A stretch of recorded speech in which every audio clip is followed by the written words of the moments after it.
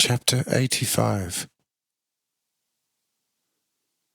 The consequence of the disappearance of the false sun.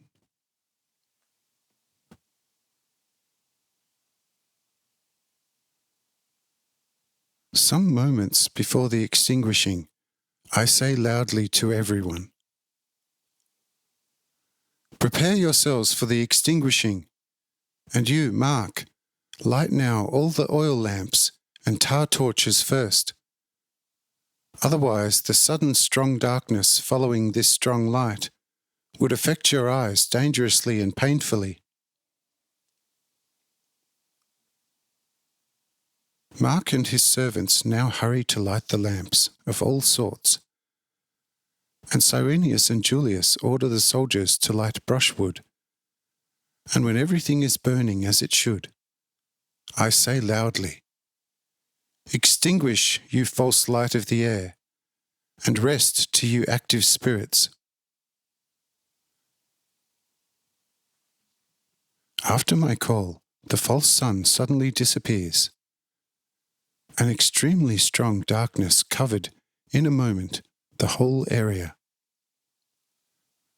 And one clearly heard the great howl of fear from the town lying quite nearby. The people saw, of course, many lights on the mountain on which we were sitting quite comfortably. But none of the thousands summoned up the courage to set even a foot further. For the Jews, in their great fear, saw the stars fall from the sky in seriousness, and several lie on our mountain.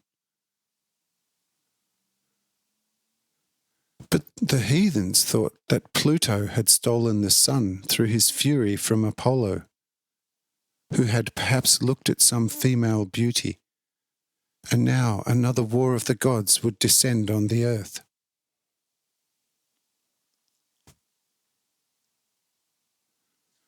But a war of the gods was no desirable appearance on the earth, according to the myths, sagas of the pagans, because the war that had happened once already was so frightening, in which the enormous gods of the underworld had thrown whole burning mountains with great strength against Olympus, at which, of course, Zeus, naturally, did not miss the chance to throw a suitable countergift of countless lightning bolts and hail the size of mountains, and thereby had conquered the evil powers of the underworld. Since from the town, the false sun apparently was above the mountain on which we were standing, but after the extinguishing, the mountain seemed to glow with lights and bonfires. The pagans thought that the sun had been hidden by the Furies in this very mountain, and the princes of the underworld had now set up watch with burning orcus torches, and woe betide him who would draw near to this mountain, which on all sides had really several deep caves and grottos, to one of which Mark's house was built, and, as was known, served Mark as a very spacious cellar and other storage rooms. So the Jews went out of fear of being hit or burnt by stars falling off the mountain, and the pagans moved out of fear of the Furies, not to the mountain, and moved gradually back to their houses, when their eyes had adjusted to the darkness.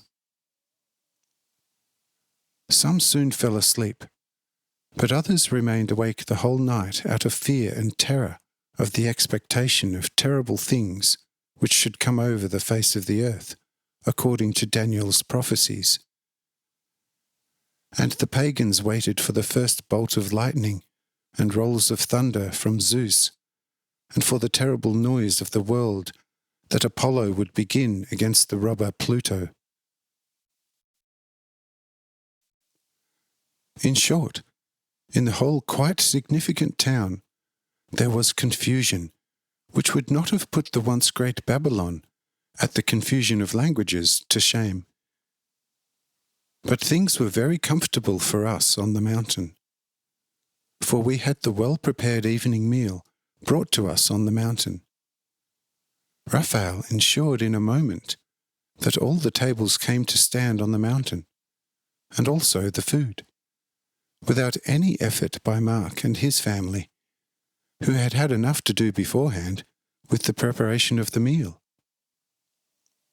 Also, the Roman soldiers got enough to eat and were soon very happy.